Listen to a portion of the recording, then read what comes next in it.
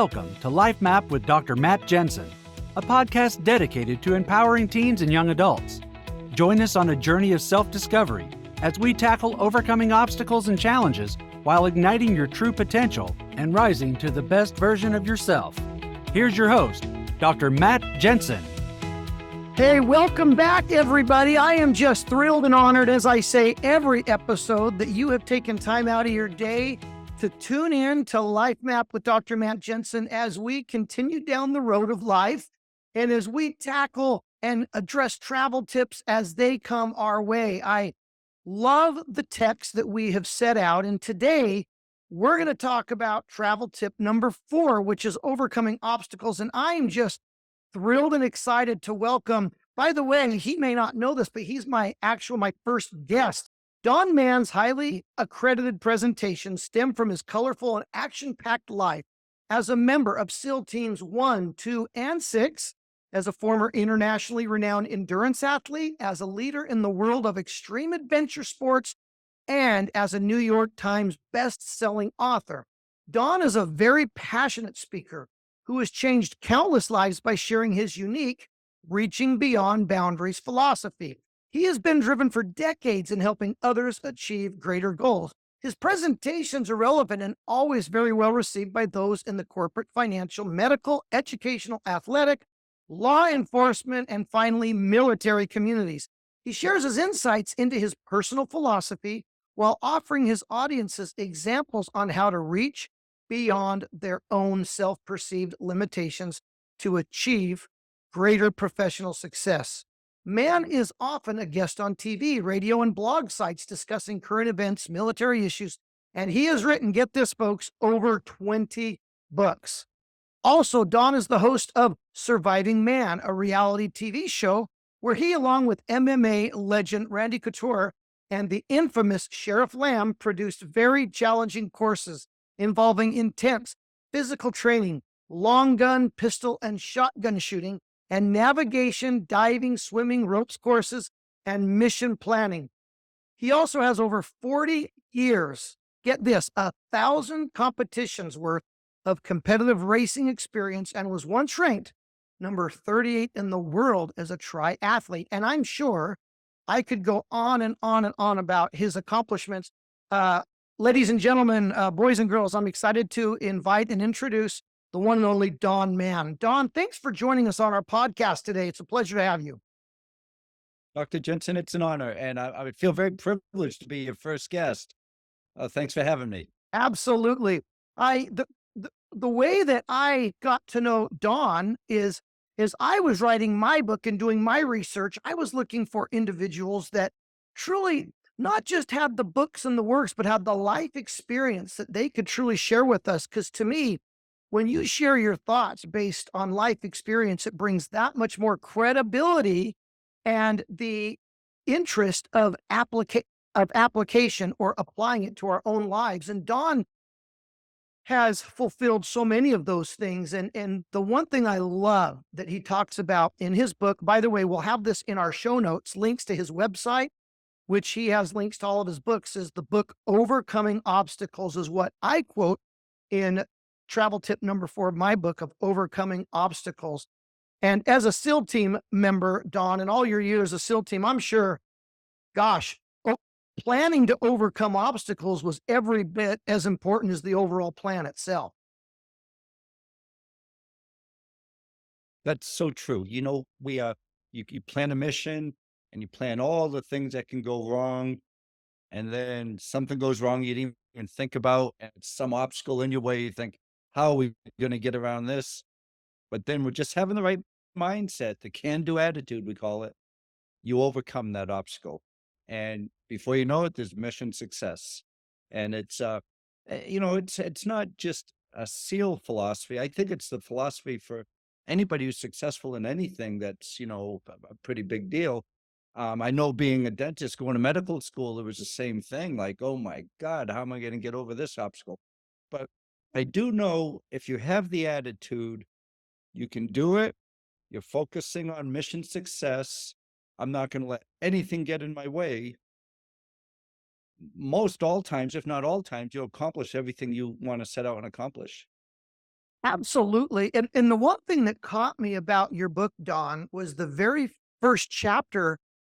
Um, it's so easy for those of us who have had obstacles, had challenges to be the preacher of what to do when they come. But your book starts off a little bit differently. And for those listening, and I hope that you'll all pick up a copy of his book, but he's set up into three different sections. And the first thing that Don talks about in part one is planning for obstacles and being prepared when they come. In fact, I'm just going to quote here. He says, if you don't properly plan for and at least anticipate an obstacle when we think about our own lives, our own situations, whether it be school, whether it be work, whether it be sporting events, right? Coaches teach their athletes, and they plan that way for situations that might be difficult. They plan what do they do in situation A, B, and C. But Don brings up with his experience in the SILs is you're gonna have obstacles, and then they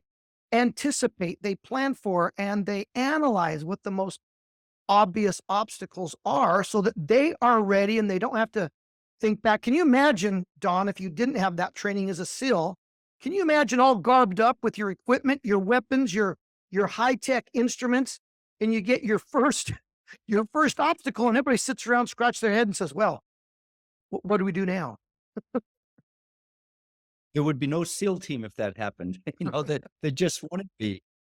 Dr. Jensen, yesterday, we filmed a new TV show, season one, episode one of a show that's going to be aired next year, but it's called The Mission.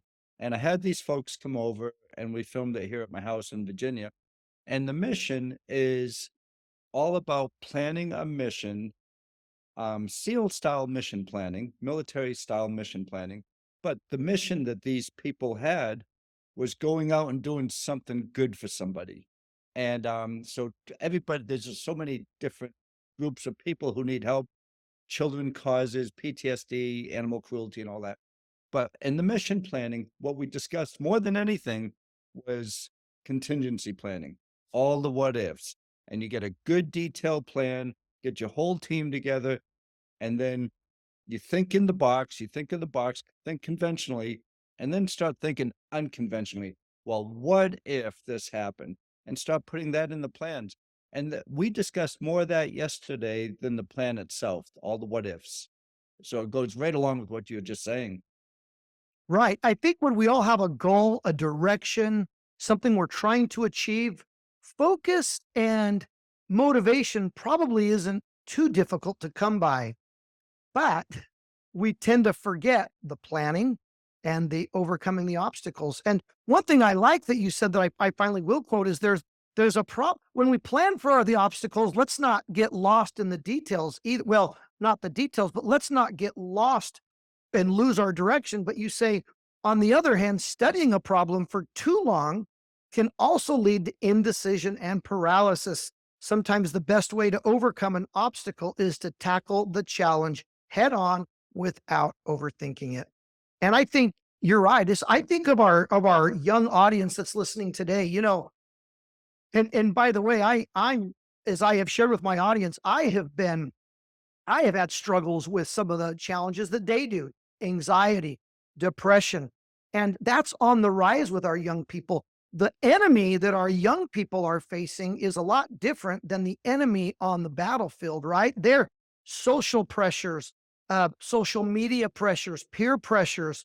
Um, all of these things are what's facing our young audience right now. And because of that, I think there's an even bigger tendency for them to get caught up in trying to analyze, overthink how to overcome A, B, or C to the point where they do get paralyzed. And so, my question to somebody with your background is how do we do that? How do we properly plan for the obstacles that are going to come without getting stuck on them? And then we end up not moving forward in the first place anyway.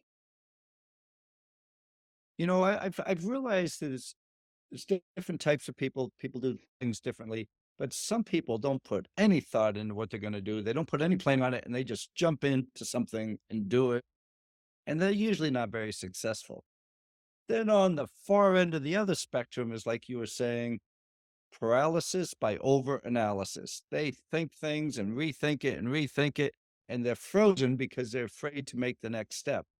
And a lot of our generals and admirals in the Navy, they discuss when talking to the troops, paralysis by overanalysis. It's better to go in now. You don't your plan's not 100% complete, but it's close to 100%. We can't sit around and wait till it's 100%. Put your thought into it, do all your planning as best you can, but we're going in to do this before it's too late.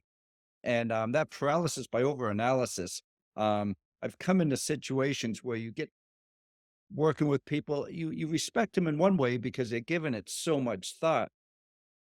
But the next thing is we're not going to get the mission accomplished, or things are going to get worse because we're not acting. So I think along that whole spectrum of not caring, not acting, not planning, or overanalysis by paralysis, paralysis by overanalysis, you got to find some place along that spectrum that's going to be effective and works for you. Right. And I think that brings up an important dividing line that you say is to our young audience. You know, it's okay to look at and to move forward with your plan. And what are you going to do if A, B, or C comes up? But one of the options shouldn't be to stop and to overthink it.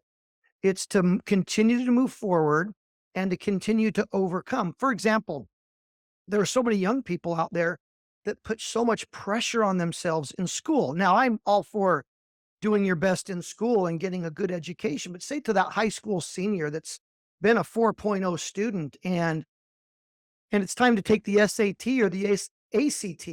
They've planned it, they've been studying for it, and now it's time to take that test. The night before, they lose sleep. They lose sleep, they're nervous, they planned for it, and then the next morning, they wonder if they should take it or not. Well, of course they should take it. They're more prepared than they think they are. And I think that you brought that up. I know you did in the book, that we're more capable than we think we are. That student who's been planning and preparing, even though there's a momentary block, they're more prepared for it than they think. What's been your experience with people realizing or being able to bring out in folks, to your listeners, your audiences, that, hey, you're more capable than you think you are. And just because the obstacle comes up doesn't mean you should stop and turn around. Oh, I believe that. I couldn't believe that anymore.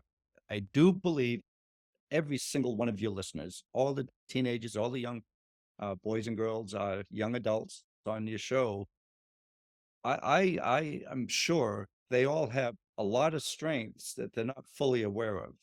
And they're going to all have weaknesses too. And we have to understand that none of us are perfect. We all have strengths, no matter who you are, and we all have weaknesses, no matter who you are. But if the young listeners on this show, if they understand that and they go out to take the test, take the ACT, or do something that gives them a little bit of anxiety, to know they're not going to be perfect, but just give it your best shot. You're going to make mistakes, but mistakes are okay because you really do learn from mistakes. So don't be afraid to go forward on a project or a subject or a test. Know you're going to make mistakes, and then make that positive. I am going to learn from the mistakes I make. I was just with my young grandson, who's a little bit younger than your listeners, and but I talk with teenagers all the time, and a lot of them ask me how to become a SEAL or how to become a Marine, or how do I get on a, professional sports team of some sort. And it took me quite a few years to figure the best way to best answer these folks. And what I'd like to share with your listeners is just all you have to do is four things. Four things. For one, your mindset has to be strong, and you can make your mind stronger each and every day. So you have to have the powerful mindset, knowing you can do this with your strengths that you have, that you were born with, and you can develop through your life. You know you have a lot of power and strength, and you have to have the right mindset, and then set a goal. Set a goal. I am going to pass that test. It's my macro goal. The micro goal is, okay, I'm going to study a half hour every night up to this point. Then I'm going to study an hour every night, and set a series of smaller steps called micro goals until you reach that macro goal. And then before you know it, you're going to accomplish something big, and you're going to be really proud of yourself. Then you're going to think, wow, I did that. I can do something bigger and better now. And so, so I think if you have the right mindset and set goals, especially if you're in your teenage years and you're a younger adult, I mean, I have to say, Dr. Jones, my whole life has been about setting these goals. I don't think I would have ever have reached or could look up to that and think, there's no way in the world I'm going to do it. But then when you make all those micro steps and those micro goals, before you know it, you've accomplished your goal and it's the best feeling in the world. Then you feel stronger and you feel like I, I'm not as bad as I thought I was. I can do these things. And that just grows and grows and grows. And so when it comes to people wanting to be SEALs or professional athletes or something, I said, all you have to do is four things. Four things. First of all, have that mindset and set your goal to what you want to be. But then every day, and don't expect someone to hand you this on a silver platter, but every day do something that'll make you stronger. Every day. If I could do 20 push-ups right now, tomorrow I'm going to do 21. Every day, do something to make yourself faster. If you're a runner, if your sport involves running, if you're going in the military and you have to do these physical readiness tests, get faster every day. Do speed work, do hill work, go on the track and do fartleks.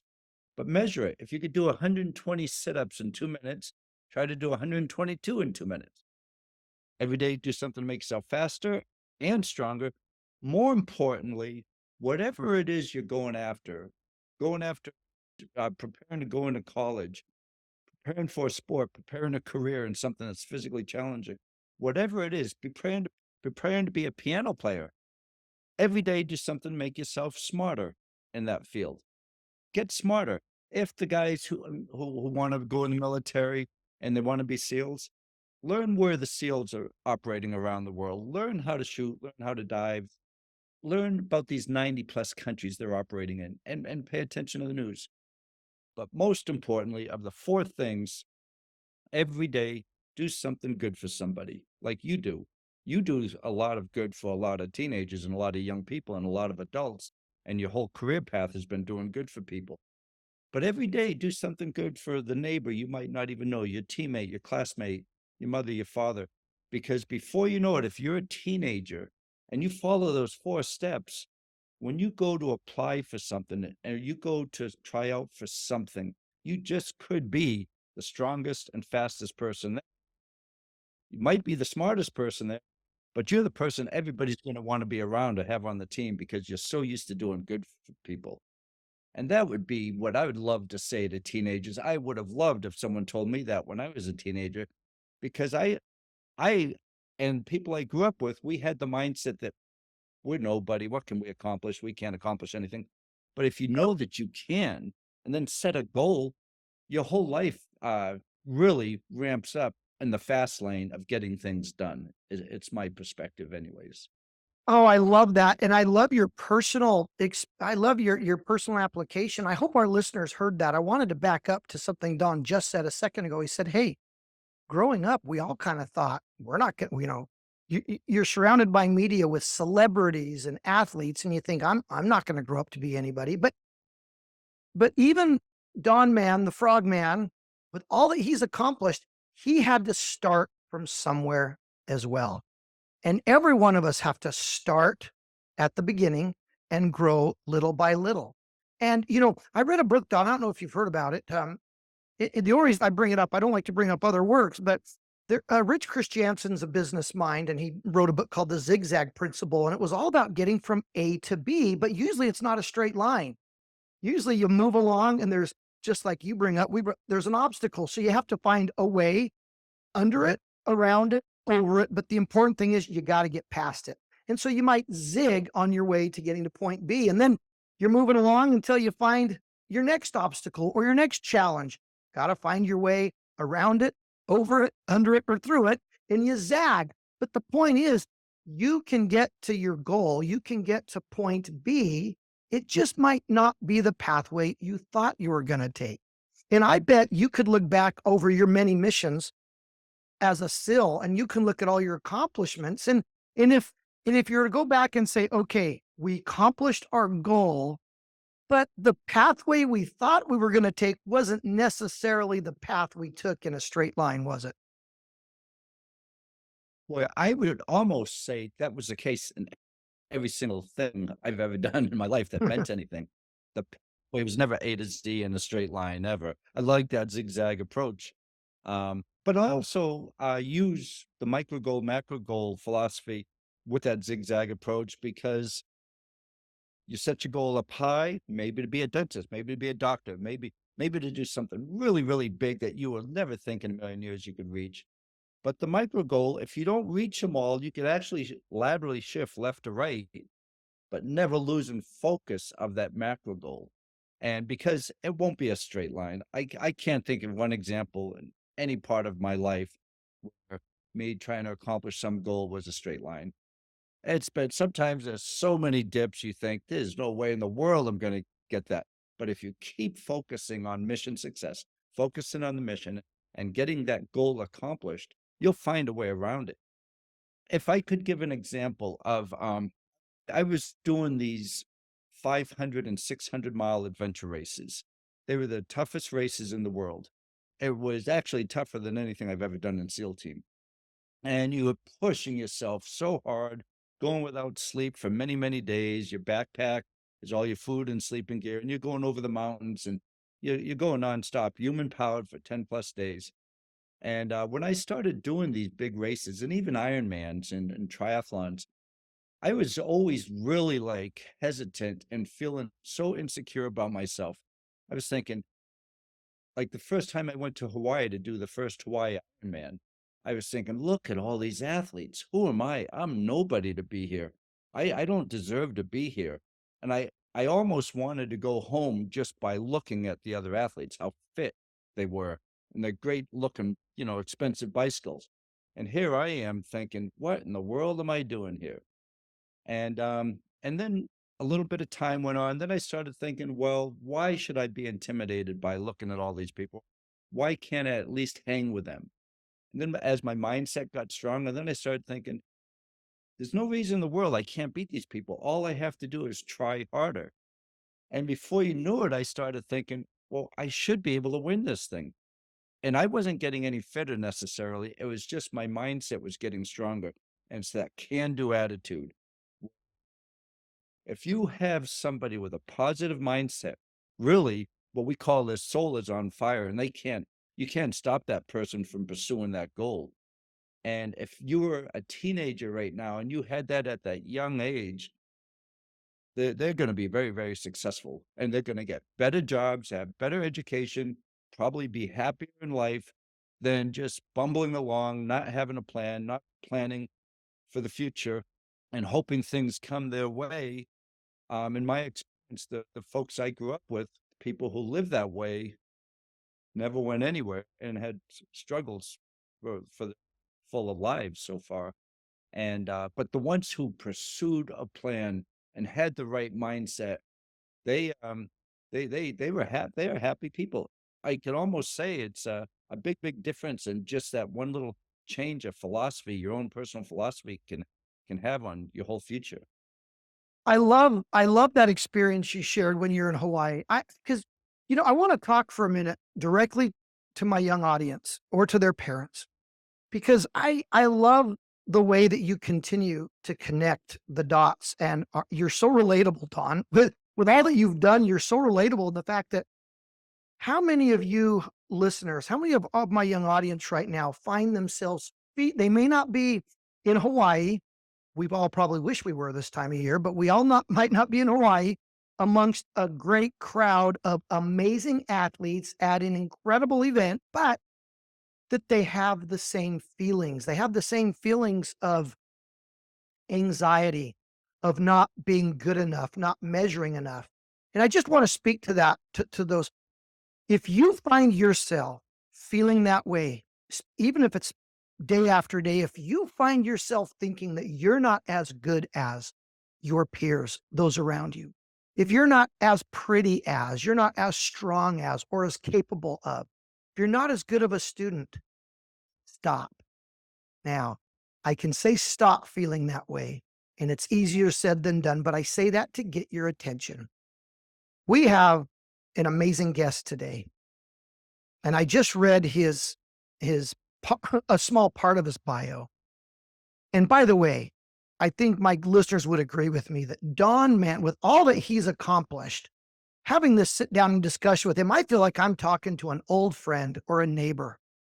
And and as Don has related his feelings of inability, of nervousness, like he was ready to turn around and leave this event because he didn't feel like he was up to the task, or at least at the moment. How many of us feel that way? Well, this was a great segment to begin to say, to open up that door. If you're trying to close it because you feel you're not good enough or you're not worthwhile, hold on.